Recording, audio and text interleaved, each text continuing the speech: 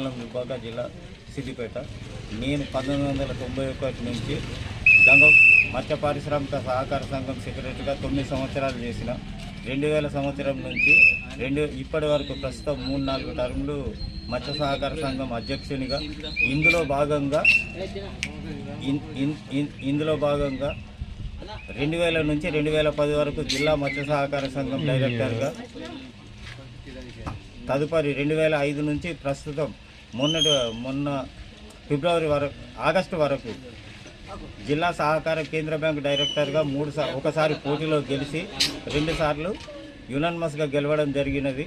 ఏ పదవి చేసినా గ్రామానికి నేను ఎంతో కొంత కృషి చేసి గ్రామాభివృద్ధికి పాటుపడాలనే ఉద్దేశంతో ఈ సర్పంచ్ ఎలక్షన్లో పోటీ చేయడం జరుగుతున్నది.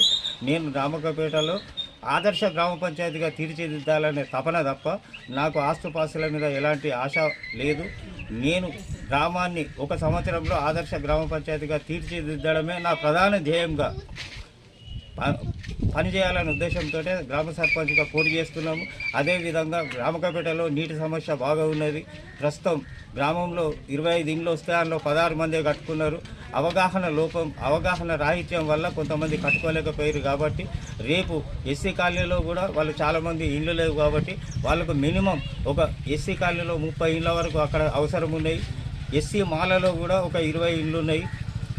గ్రామంలో కూడా ఒక 50 ఇండ్లు అయితే నిరుపేదలకు ఉపయోగపడితే ఈ విషయాన్ని పై అధికారుల దగ్గరికి, మంత్రి దగ్గరికి, రాష్ట్ర గృహ నిర్మాణ శాఖ మంత్రి దగ్గరికి పోయినా మా ఇన్ఛార్జి చెరుకు శ్రీనివాసరెడ్డి గారి ఆధ్వర్యంలో జిల్లా అధ్యక్షుడు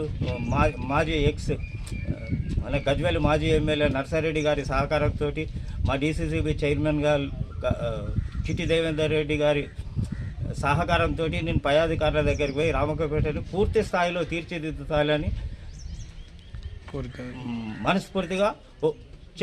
మనస్ఫూర్తిగా ఒప్పుకుంటున్నాను. ఇదే విధంగా రామకపేట గ్రామ ప్రజలకు కూడా నేను ప్రధానంగా కోరేది ఏంటంటే, ఒక్కసారి నీతి నిజాయితీని గుర్తించి నాకు ఎలాంటి రామకపేటలో ఒక 100 రూపాయలు ఒక క్యాండిడేట్ దగ్గర కానీ ఇంకొకళ్ళ దగ్గర కానీ నేను అవినీతి చేసినట్టు ఉంటే ఈ పదవికి కూడా తప్పుకోవడానికి కూడా సిద్ధంగా ఉన్నా. ₹1 నేను ఎవరి దగ్గర ఆశించలేదు.